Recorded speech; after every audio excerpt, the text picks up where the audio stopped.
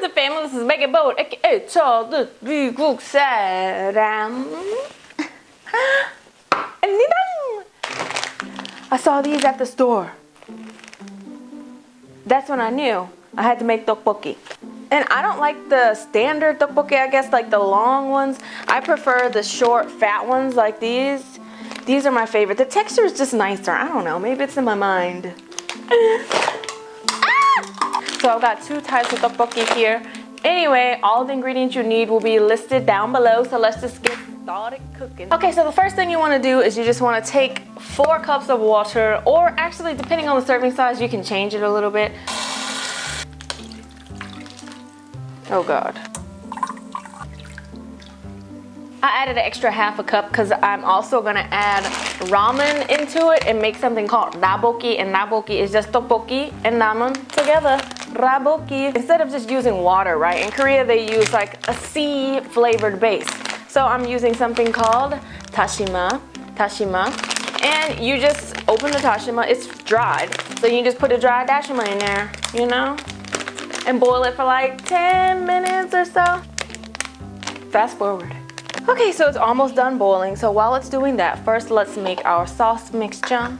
And so what you're gonna do is you're just going to take some, actually I just ran to the store real quick because I needed another thing of hot pepper paste because I was running out.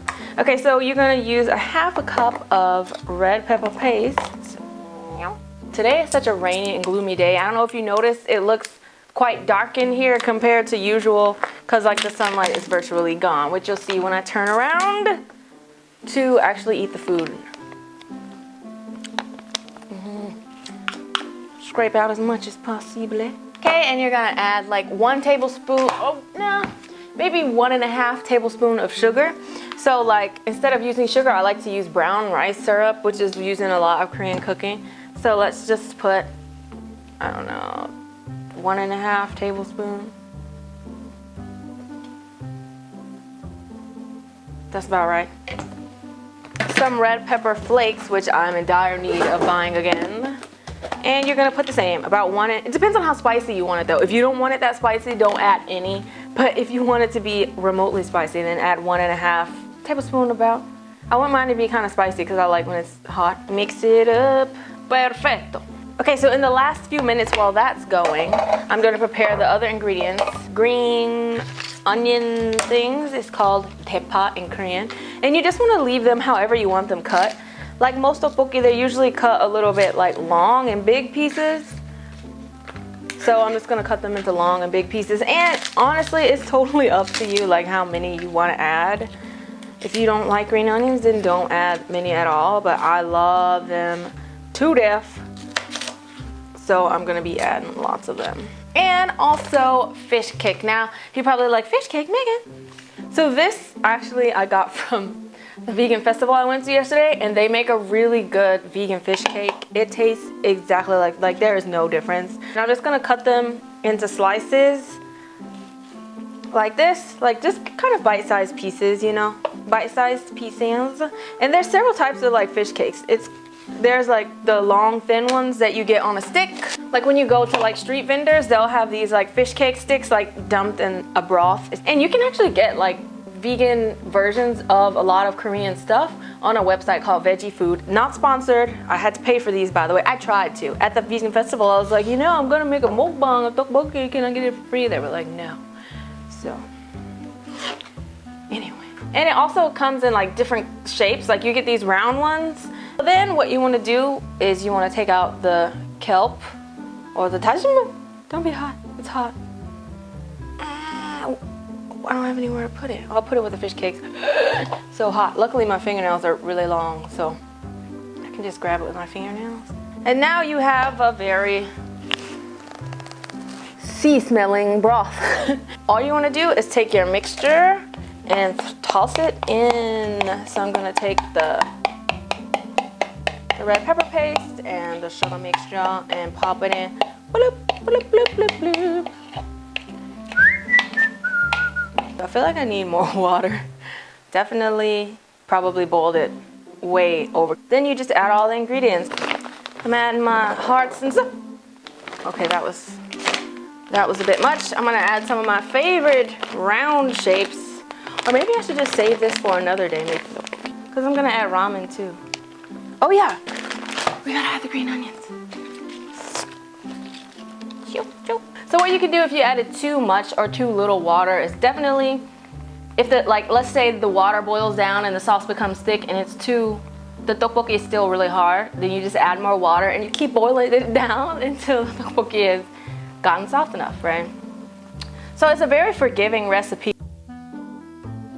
Just added the ramen, added more water, and yes. So I'm just gonna wait for the sauce to thicken up a little bit because I like my tteokbokki sauce a little bit thick. So thicken it up.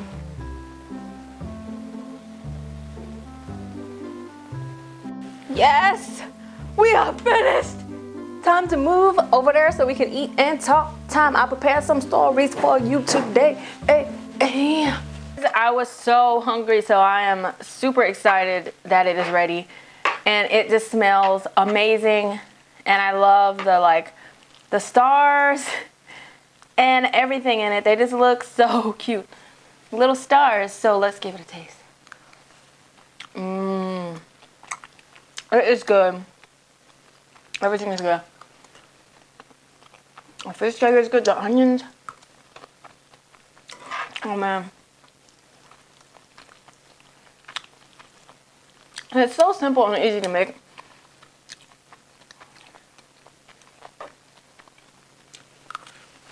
I do wish it was a little bit more spicy, but it's up to you. I mean, start with this base and taste it as you go. If you want it to be more sweet, add more sugar, everything, you know. I mean, it's totally up to you. As long as you know the base ingredients of a dish, you can always customize it to your own taste buds.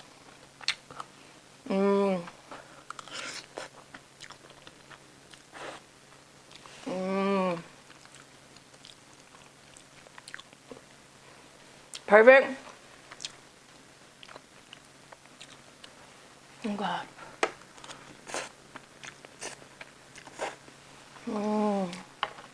These are good. I like the texture of these, but this is like 100%. You wouldn't even know that it was made with seaweed instead of fish. Such a perfect thing to eat on a rainy day. I don't know about you, but these type of rainy days like this, oh, the window's not in frame, you can't even tell.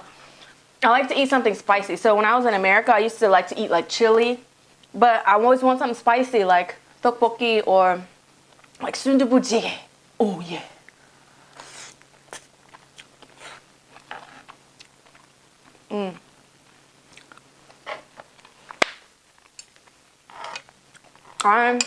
I'm so happy with the way this turned out. Okay, so some of you guys are probably like, why do you have that roll of tissue? I made a video a long time ago, I think like 2 years ago with my friend Jay Lips. And we talked about how in Korea, sometimes you go to restaurants, for Korean people, like tissue is tissue. It doesn't matter if it's like this hugely, like what we associate with toilet tissue. But you even go to some restaurants and they'll have like the toilet tissue on the wall by each table for you to use as napkins. When I used to work at a teacher in our school cafeteria, instead of there being like a paper towel or napkin dispenser, it was one of the toilet rollers in there, and everyone just rolls off toilet paper, and that's what we use as napkins. And some of you guys complain, why does she make so much noise when she eats? She slurps her food. Well, in Korea, when people eat noodles, you typically slurp. I didn't used to slurp before I came, but I kind of got used to it. And it's just easier to eat the noodles by like slurping and making noise.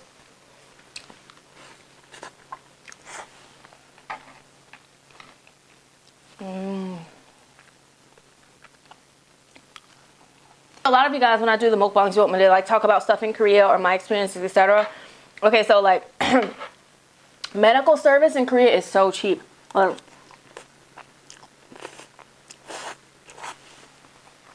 It's so cheap. At one point in time, when I was first starting YouTube, when I stopped being a teacher, I didn't have health insurance. And I hurt my knee. And I was like, oh my God. So I got in a taxi. And I was like, take me to, you know, the nearest hospital. So we went there. And they did x-rays. Meet with the doctor. He's like, this is what happened. Send me off into this room to get some type of like treatment for my knee. Some type of like shock therapy and stuff like that. And they give me a cast thing to put on my knee. I was like, this is gonna cost me $1,000 out of pocket. I just know it. And the nurse was like, because you don't have insurance, it's gonna cost you a little bit more. It's gonna be expensive. I was like, oh God. Because in America, I remember when I didn't have health insurance when I was in college at one point in time, one x-ray was $300. $300. And so I was like, oh God, I got an x-ray. Plus, in America, the doctor's visit alone is just like $120 just to even like get in if you have a cold to see the doctor. This is gonna cost me at least $800-900, maybe $1,000. The nurse was like, it's gonna be so expensive, it's gonna be so expensive. I was like, oh Lord, my wallet. But I was like, all right, I've got $1,000. But like that was like all I had at that time. We get up to the register. She's like, 55,000 won. I was like, 550,000 won? She was like, no, 55,000 won, which is about $50 US. I was like, yes, hunting, no. It was awesome. And then I got sick, so I had to go to the doctor to like see him about my cold. It was 10,000 won, which is like 9 something US dollars.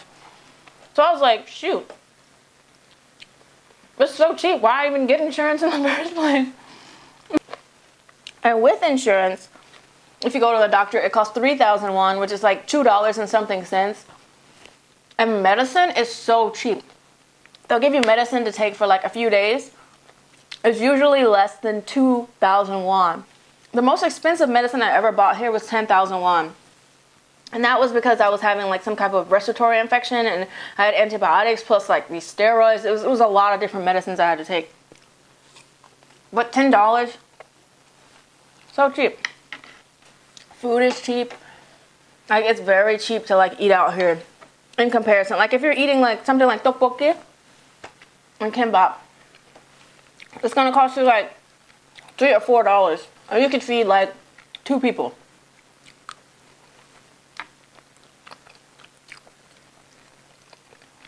The most expensive thing in Korea is housing. Oh my God. Like in Korea, I don't know. In America, we usually do things based off like credit score. So if you want to get an apartment, they check your credit score and go based on that.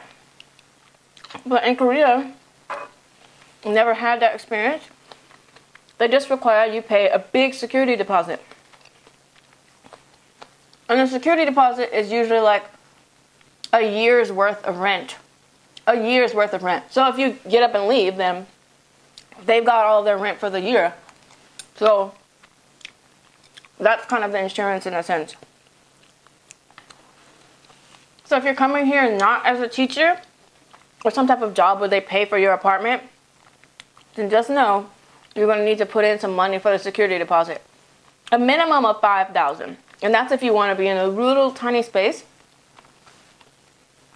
It is ridiculous. But you do get it back. So it's kind of a way to save up money. So what I've been doing is every year, I just add like $10,000 onto my current 보증금 security deposit. And you just keep adding and adding and adding on. Eventually you have so much money, maybe you can buy a house. And in Korea, they have these housing called 전세. And 전세 means that you put in a large amount of money and you don't have to pay rent the whole year. And when you leave, you get it back. So it's like you didn't lose or gain money. If you want to stay in a good 전세 place, you need, I would say like $100,000 at least. And then you just jump from house to house and you stay there for free. And you get it back. How cool is that? 전세 is the way to go. I haven't been able to save up enough yet to get a 전세 place. But the moment I do, I'm 전세ing it until I save up enough to just buy a house. And on that note, it is cheaper to cook for yourself in Korea. Especially if you eat Korean food. Like, there's Korean basic ingredients. I think I made it in a video before. Once you have those basic ingredients, you can basically make any Korean dish. Like even like this tteokbokki, right? If you already have the basic cooking ingredients, all you need to do is buy the rice cake, which is like $2-3. And the fish cake, which is like $2-3. And then you've got enough for a few people. Also, if you're eating things like rice and seasonal vegetables and stuff, so cheap to live. So in the long run, I do save money from eating at home. I made so much. This is definitely for, I would say, 3 people. I'm like getting full. Especially because this is brown rice noodles. I don't know if I told you. That's kind of a lot of fiber in it.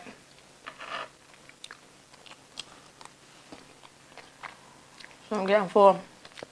Oh, it's so good. Food is just life. Literally, because if you don't eat, you die. So, yeah. Very accurate. One time I was on the subway, and this guy came up to me and was trying to talk to me in like English. And I was like, it's fine. That's a normal occurrence. Some people want to practice their English, so if they see a foreigner, and they know, like, in Western countries, it's more okay to go up to somebody you don't know and be like, oh, hey, you know, I like your shirt, and start up a conversation. In Korea, it's weird. So when people do that to me, I'm always like, I've gotten so used to people not approaching me. When people do, I'm like, unless it's one of you guys, and you're like, hey, I watch your videos, then the guard goes down. But if not, if somebody's like, oh, hey, I'm like, it's somebody trying to reach out to me to go to their church or donate to charity or something, or they're trying to practice their English, of which I just, no.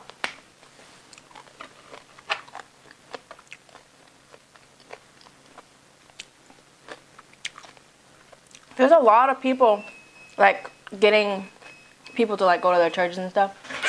But, yeah. So, anyway, he came up to me. He was trying to practice his English. That was fine. But he seemed a bit off. Like, really off. And I was like, okay. So, in mid-conversation, he just got up and he just walked away. Right? Like Edward Cullen did to Bella. And they were, like, standing there. He was just like, and walked away, like, stone-faced. I was like, what is wrong with him? Anyway, because I was listening to music. When I'm listening to music, I hate when someone's like, hey, do you want to come here or do this? I'm like, oh my god, I'm listening to music for a reason, player. Anyway, I'm getting full. And I want to take a nap. Because I'm getting, like, really, really tired. So I will end it here. So anyway, if you're trying to make this tteokbokki, then send me a picture on Instagram. I love that. You guys sent me a picture before of all of your watermelon noodle videos. Pictures I've been seeing everywhere. I was like, I taught people something. It feels really good when you, like, teach people something, or because of you, like, people can learn something or know something or have a better experience. So please, if you make it, send me a picture. Even if you don't make it, send me a picture and say, Megan, I enjoyed your video, because I do. Pictures that I'm tagged in, I do try and frequently check them on Instagram. And then I like people's pictures a lot. Just because, you know, I want to encourage you guys, because you guys are so encouraging to me. I know you might think it sounds cheesy, but I promise it's from my heart. Do you ever watch Major Payne? Remember when he was like giving that woman a bullet? He was like, it's from my heart. She was like, oh, that's so sweet. He was like, it's literally from my heart, because in war it shot me in the heart and I pulled it out with a knife. I want you to have it. Anyway. Sorry, I digress. So, if you like this video and like to see more videos, please subscribe to my YouTube page, which is down below. Don't forget to follow me on Instagram, Twitter, Snapchat, like me on Facebook, and I will see ya.